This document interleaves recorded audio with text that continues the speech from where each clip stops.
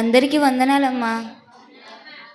క్రైస్తవులైన మనందరి దగ్గర ఉండేటువంటి పరిశుద్ధ గ్రంథానికి ఒక బాధ వచ్చిందంట.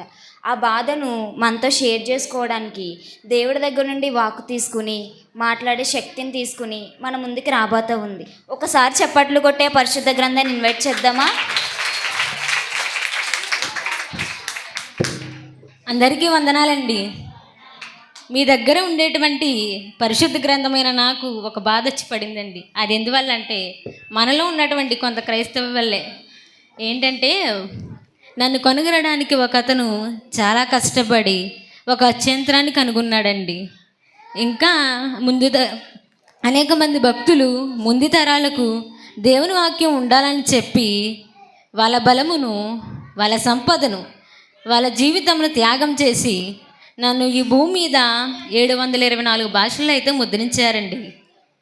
కొత్త నిబంధన సుమారు 1617 భాషల్లో అయితే ముద్రించారండి. అంతేకాదు నాలోని పుస్తకాలను విడివిడిగా 1248 భాషల్లో అయితే ముద్రించారండి. మన దేశంలోని ఈ బైబిల్ 74 భాషల్లో అయితే అందుబాటులో ఉంది. కొత్త నిబంధన 92 భాషల్లో అయితే అందుబాటులో ఉంది. ఇంతమంది కష్టపడి నన్ను ఈ భూమి మీద ఇన్ని భాషల్లో ముద్రించడానికి కారణం ఏమిటండి? అందరూ బైబిల్ చదవాలి, వాళ్ళ హృదయాలను మార్చుకోవాలి, దేవుని వైపు అనేక మందిని నడిపించాలి. కానీ ఈ రోజుల్లో కొంతమంది క్రైస్తవులు చేస్తున్న కార్యాలు చూస్తుంటే మాలాంటి బైబిల్స్కి చాలా బాధగా ఉంటుందండి. వాటిలో కొన్ని ఉదాహరణలను మీకు ఇప్పుడు చూపిస్తాను, చూడండి. ఇప్పుడు ఇక్కడ ఏం జరగబోతుందో మీరు చూడండి. ఈరోజు మా అబ్బాయి అన్నప్రాసన వేడుకండి. ఈ వేడుకకు అందరినీ పిలిచాను. ఈరోజు మా అబ్బాయి ఏది పట్టుకుంటే జీవితంలో అది సాధిస్తాడంట. చూద్దాం రండి. ఇదిగో మాటల్లో పాస్టర్ గారు కూడా వచ్చేస్తున్నారు. వందనాలు పాస్టర్ గారు. కూర్చోండి పాస్టర్ గారు. కార్యక్రమం స్టార్ట్ చేద్దామండి. ఓకే, అన్నీ పెట్టారు లేదో చూద్దాం. బంగారం పెట్టారు, పరమాన్నం పెట్టారు, పెన్ను పెట్టేశారు. ఇంకేమున్నాయి? అరే డబ్బులేవి ఒకరి దగ్గర కూడా లేవా? ఇంతమంది ఉన్నారు, ఒకరు పట్టించుకోరేంటి అసలు? డబ్బులు పెట్టేశాం. ఇంకేమున్నాయి? అరే బైబిల్ ఒకరి దగ్గర కూడా లేదా? ఇంతమంది ఉన్నారు, ఏం చేస్తున్నారు? పాస్టర్ గారు బైబిల్ ఇవ్వండి. బైబిల్ పెట్టేశాం. ఇంకా కార్యక్రమం స్టార్ట్ చేద్దామండి. మొదలు పెడదాం. అయ్యా మేనమామలు పొడ్డాన్ని తీసుకురండి.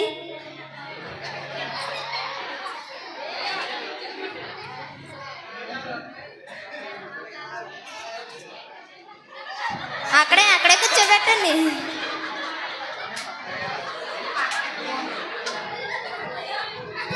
ఇదిగో చూడన్నా, దీనిలో నువ్వు ఏది పట్టుకుంటే జీవితంలో నీ సొంతమైపోద్దంట. అది జీవితాంతం నీతోనే ఉంటుంది అంటున్నాను. నన్ను అటు కాదు నాన్న, ఇటు నాన్న. నన్ను అటు కాదు ఇటు. స్కిట్లో డాడీని నేను నాన్న బంగారం నాన్న.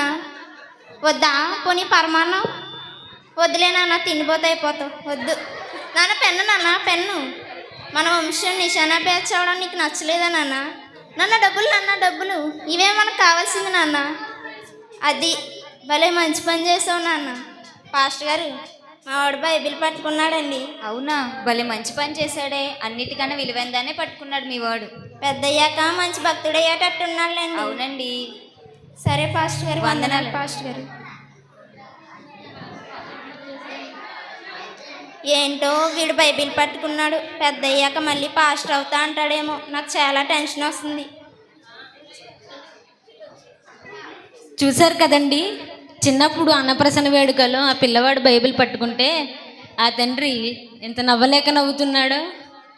ఒకవేళ రేపు ఆ పిల్లవాడు పెద్ద అయిన తర్వాత దేవుని బైబిల్ పట్టుకున్నాను, దేవుడు వాక్యం నాతో మాట్లాడింది, నేను పరిచర్య చేస్తానా, పాస్టర్ అవుతానంటే అసలు అంగీకరిస్తాడా? చూద్దాం అసలు ఇప్పుడు ఏం జరగబోతుందో. మిమ్మల్ని ఇప్పుడు ఫ్యూచర్లోకి తీసుకెళ్ళబోతున్నాను.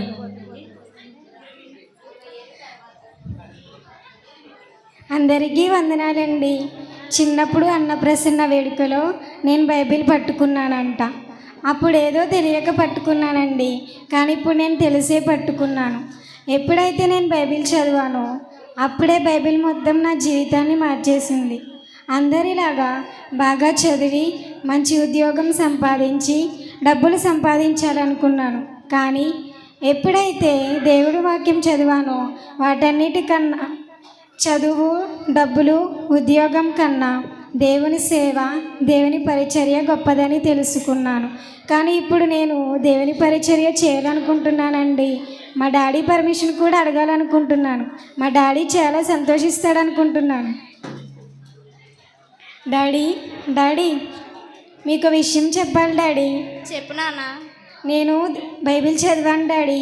దేవుని వాక్యం నాతో మాట్లాడింది. నేను పాస్టర్ అవ్వాలనుకుంటున్నాను డాడీ. ఏంటి, పాస్టర్ అవుతావా? పిచ్చిగాని పట్టిందేంట్రా నీకు? ఇందుకేనా నేను చదివించింది? నీ తోటి వాళ్ళందరూ అమెరికా వెళ్ళి డాలర్స్ సంపాదించి పంపిస్తుంటే నువ్వేంట్రా పాస్టర్ అవుతానంటున్నావు? పాస్టర్ అలాగా డాడీ, దేవుని వాక్యం నాతో మాట్లాడింది డాడీ. నేను పరిచర్య చేయాలనుకుంటున్నాను డాడీ. దేవుని వాక్యం లేదు, ఏమీ లేదు, కానీ నువ్వు అమెరికా వెళ్ళి డాలర్స్ సంపాదించి పంపిస్తే కర్నూలులో కాంట్రాక్ట్లు, అమరావతిలో పొలాలు కొని మంచి బిజినెస్ మ్యాన్ అవుదాం అనుకుంటే నువ్వేంట్రా ఇట్లా మాట్లాడుతున్నావు? అలాగా డాడీ, ప్లీజ్ డాడీ, నేను దేవుని పరిచర్య చేస్తాను డాడీ. ఏ ఊరుకో, అది కాదు ఇది కాదు, కానీ నువ్వేదో అంబానీ చేద్దాం అనుకుంటే నువ్వేంట్రా బెకారుని చేసేటట్టున్నావు? పిచ్చిగాని పట్టిందేంటి నీకేమైనా? Please daddy, please daddy. అది కాదు ఇది కాదు, కానీ నేను చెప్పినట్టు విని అమెరికా వెళ్ళి మంచి ఉద్యోగం సంపాదించుకో. డాడీ ప్లీజ్ డాడీ, దేవుని వాక్యం నాతో మాట్లాడింది డాడీ. పరిచర్య చేస్తాను డాడీ. ఏ ఊరుకో డాడీ, ప్లీజ్ డాడీ. అమ్మో, నేను అనుకున్నట్టే జరిగింది. వీడు పాస్టర్ అవుతా అంటున్నాడు. నాకేమో చాలా టెన్షన్ వస్తుంది. రేపు పొద్దున్న పిల్లని ఎవరిస్తారు వీడికి? నాకేమో చాలా టెన్షన్ వస్తుంది. చూశారు కదండి, చిన్నప్పుడు బైబిల్ పట్టుకుంటే అలా నవ్విన అతను పెద్ద అయిన తర్వాత దేవుని వాక్యం నాతో మాట్లాడింది, నేను పరిచర్య చేస్తాను అంటే ఆనందపడ్డం మానేసి నువ్వు ఈరోజు పాస్టర్ అవుతే రేపు నీకు పిల్లని ఎవరిస్తారా అంటున్నారు. ఒకసారి ఆలోచించండి, మీలో కూడా మీ పిల్లలు మీ దగ్గరకు వచ్చి దేవుడు వాక్యం నాతో మాట్లాడింది, నేను పరిచర్య చేస్తాను, పాస్టర్ అవుతానంటే ఆనందపడే వాళ్ళు ఎంతమంది ఉన్నారండి? ఇవే కాదండి, ఇంకా చాలా ఉన్నాయి. చాలామంది మందిరానికి బైబిల్ పట్టుకుని రావాలంటే కూడా చాలా ఇబ్బంది పడుతూ ఉంటారండి. నలుగురిలో బైబిల్ పట్టుకుని నడవాలంటే కూడా అదోలా ఫీల్ అయిపోతూ ఉంటారు. ఎందుకండి బైబిల్ పట్టుకుని నడవడానికి అంత ఇబ్బందిగా ఫీల్ అవుతూ ఉంటారు? బైబిల్ అంటే ఏంటంటే దేవుని వాక్యమే కదా. దేవుని వాక్యం పట్టుకుని నడవడానికి ఎందుకంటే అంత ఇబ్బందిగా ఫీల్ అవుతూ ఉంటారు? ఇంకా ఇలాంటివి చాలా ఉన్నాయండి. ఇప్పుడు మిమ్మల్ని ఒక ఆరాధన తీసుకెళ్ళబోతున్నాను. అక్కడ ఏం జరగబోతుందో మీరు చూడండి.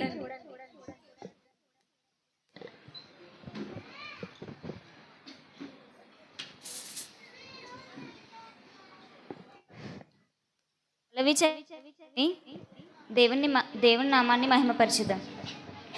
నీ వాక్యమే నన్ను బ్రతికించెను, బాధలలో నెమ్మదినిచ్చెను. నీ వాక్యమే నన్ను బ్రతికించెను, బాధలలో నెమ్మదినిచ్చెను. హల్లెలూయా. అందరూ బైబిల్ని చేతితో ఎత్తిపట్టుకోండి. విశ్వాస ప్రకటన చేద్దాం. ఇది నా పరిశుద్ధ గ్రంథము, రెండంచుల ఖడ్గము, అపరించి కంటెను అమూల్యమైనది, మేలిమి బంగారము కంటెను విలువైనది, తేనె కంటెను జుంటెతైన దారాల కంటెను మధురమైనది. ఏమిటమ్మా ఈ విడ్డోరం? అందరూ బైబిల్ పట్టుకుంటే ఇతనేంటి? సరే, దగ్గరికి వెళ్ళి అడుగుదాం. Hello master. ఏంటి? ఏం చేస్తున్నావు? అందరు ఏం చేస్తున్నారు, నేను అదే చేస్తున్నాను. అందరూ ఏం చేస్తున్నారు, నువ్వేం చేస్తున్నావు? అందరూ విశ్వాస ప్రకటన చేస్తున్నారు, నేను అదే చేస్తున్నాను. అందరూ పరిశుద్ధ గ్రంథం ఎత్తి పట్టుకున్నారు, నువ్వేంటి మొబైల్ ఎత్తి పట్టుకున్నావు? దీంట్లో బైబిల్ యాప్ ఉంది, నీకు తెలీదా? బైబిల్ యాప్ ఒకటేనా, ఇంకేమైనా ఉన్నాయా? ఇంకా చాలా ఉన్నాయి. వాట్సాప్, ఇన్స్టాగ్రామ్, ఫేస్బుక్, ఇంకా చాలా ఉన్నాయి. ఓహో, సినిమా పాటలు ఉన్నాయా? ఉన్నాయి. సినిమాలు ఉన్నాయా? చాలా ఉన్నాయి. డబ్బులు ఉన్నాయా? అమ్మో, బోల్డ్ ఉన్నాయి. సరే సరే, మంచిదైతే వాటన్నిటినీ కింద పెట్టేసి పరిశుద్ధ గ్రంథం ఒకటి ఎత్తిపట్టు. అది ఎలా మరి ఇది ఎలా కుదురుతుంది? ఎప్పుడైనా బైబిల్ తెచ్చుకోకపోతే నీ పక్కన ఉన్న బైబిల్ పట్టుకో తప్ప, అంతేగాని ఈ అపవిత్రమైన ఫోన్ మాత్రం పట్టుకోకు. బైబిల్ చాలా పవిత్రమైనదండి. ఫోన్ ఈరోజు అన్ని పాపాలకు గృహమై ఉన్నది. అటువంటి పరిశుద్ధ గ్రంథాన్ని ఈ అపవిత్రమైన ఫోన్తో పోల్చకండి. ఇటు చూసారా, ఇలా పాటలు అయినాయో లేవు, అలా వాక్యానికి ముందుగా వస్తున్నారు. ఆదివారం ఆరాధన అంటే ఏంటండి? వాక్యం ఒకటేనా? పాటలు కూడా ఇంపార్టెంటే. అటు చూసారా, ఇలా వచ్చారో లేదు, ఇలా పాటలని అలా వాక్యానికి ముందుగా వెళ్ళిపోతున్నారు. ఆదివారం ఆరాధన అంటే అసలు ఎంతమంది సమయానికి వస్తున్నారండి, ఎంతమంది సమయానికి వెళ్తున్నారు? ఆరాధన అంటే వాక్యం ఒకటే కాదండి,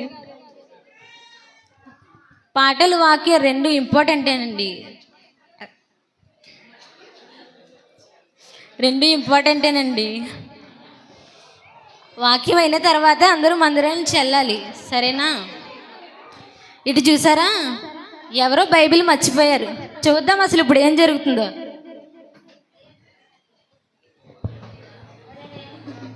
బైబిల్ మర్చిపోయారు. ఎవరిది పేరు చూద్దాం. రూప. ఒకసారి ఫోన్ చేద్దాం. కీలిం కీలిం. హలో హలో హలో మా రూప. ఎవరయ్యా నువ్వు? నన్ను పట్టుకుని అమ్మ అన్నావు, అమ్మలా కనిపిస్తున్నాను ఏంటి ఇక్కడ? హలో హలో మా రూప. అదిగో మళ్ళీ అమ్మ అంటావు. హలో అమ్మ రూప, నేనమ్మా పాస్టర్ గారిని. అయ్యో పాస్టర్ గారు మీరా? నేనే మీకు కాల్ చేద్దాం అనుకున్నానండి. అసలే మాట్లాడి చాలా రోజులైంది. ఎలా ఉన్నారు అందరూ? బాగున్నారా మీరు? చాలా రోజులు అయింది అంటున్నావు ఏంటమ్మా? ఇందాకే కదా వచ్చి ప్రార్థన చేయించుకుని వెళ్ళావు. అయ్యో పాస్టర్ గారు మీరా? నేను ఆ పాస్టర్ గారు అనుకున్నాను లేండి. ఏం లేదు పాస్టర్ గారు, ఏం లేదు. ఏం సమస్య లేదు కదమ్మా? అటువంటిది ఏం లేదండి పాస్టర్ గారు, చెప్పండి.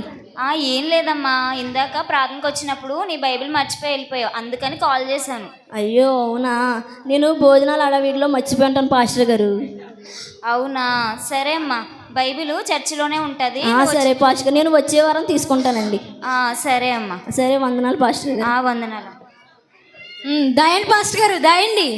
ఇలా ప్రతి వారం మర్చిపోయిన బైబిల్స్ అన్నీ బుక్ స్టోర్లో ఉండవలసిన బుక్స్ కంటే మన పాస్టర్ గారు రూమ్లోనే ఎక్కువగా ఉంటున్నాయి. బైబిల్ కాబట్టి వచ్చే వారం తీసుకుంటానన్నారు. అది ఏ బీరువా తాళాలు, ఏ విలువైన వస్తువు, ఏ ఫోను, ఇంకేమైనా విలువైన వస్తువులు ఏమైనా మర్చిపోతే వెంటనే మందిరానికి వస్తారండి. దొరికే వరకు జల్లెడ పడతారు. ఒకవేళ అప్పటికి కనబడకపోతే పాస్టర్ గారండి ఒకసారి సీసీటీవీ ఆన్ చేయండి. అది కూడా పాస్టర్ గారు, నేను ఆ కెమెరా దగ్గర కూర్చున్నాను, ఇదిగో నేను ఈ పాస్టర్ గారండి, ఈ కెమెరా దగ్గర తిరిగాను పాస్టర్ గారు అంటూ మొత్తం వెతికే కనబడే వరకు వెళ్ళరు. అదే బైబిల్ కాబట్టి వచ్చే వారం తీసుకుంటాను అంటున్నారు. అంటే ఆవిడికి సోమవారం నుంచి శనివారం వరకు అసలే బైబిల్తో పనే లేదు. ఇంకొంతమంది ఉంటారండి, మందిరానికి వచ్చినప్పుడే బైబిల్ వెతుకుతారు. ఏది నా బైబిల్ కనబడలేదు, నేను ఇక్కడే పెట్టాను కదా, నా బైబిల్ ఎవరు తీశారు, ఏదబ్బా నా బైబిల్ అసలు ఎవరు తీశారని అడివిడి చేస్తూ ఉంటారు.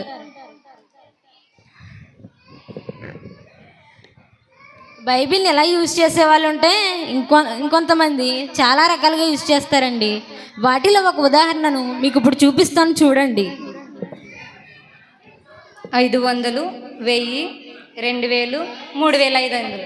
3500 అయితే కలెక్ట్ చేశాను, కానీ మా ఇంట్లో డబ్బులు పెట్టి ఎక్కడ పెట్టినా ఎవరో ఒకరు తీసేస్తారు. అసలే నేనే మా ఆయన జోబులో నుంచి దొంగతనం చేశానంటే వీళ్ళు నా డబ్బులు తీసుకుంటున్నారు.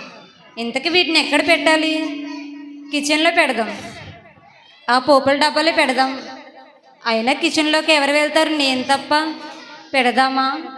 వద్దులే, ఇంకెక్కడ పెట్టాలబ్బా ఈ డబ్బుల్ని? ఎవరు ఊహించని ప్లేస్లో పెట్టుకుంటే నా డబ్బులు నాకు మిగులుతాయి. ఎక్కడ పెట్టాలి? మంచి ఆలోచన. ఇంకెక్కడ పెట్టాలబ్బా? బీరువాలో పెట్టి లాకర్ తాళం వేద్దామా? వద్దులే, నాకెవరు చెప్తారు బీరువా తీసానని? వాళ్ళ దగ్గర కూడా తాళం ఉంటుంది కదా, నాకు చెప్తారా ఏంటి? ఇంకేం చెప్పనండి, ఆఖరికి మొన్న ఫ్రిడ్జ్లో కూడా పెట్టాను. నా డబ్బులు ఎవరో తీసేశారు. నేనే మా ఆయన జోబులో నుంచి దొంగతనం చేస్తా అంటే వీళ్ళు నా దగ్గర తీసేసుకుంటున్నారు. వీటిని ఇంకెక్కడ పెట్టాలి? ఎక్కడ పెట్టాలో అర్థం కావట్లేదే. మంచి ఆలోచన వచ్చింది, బైబిల్లో పెడదాం. బైబిల్లో పెడితే డబ్బులు ఎవరో తీరు. నా బైబిల్ నేనే ఓపెన్ చేయను, నా బైబిల్ ఎవరు ఓపెన్ చేస్తారు?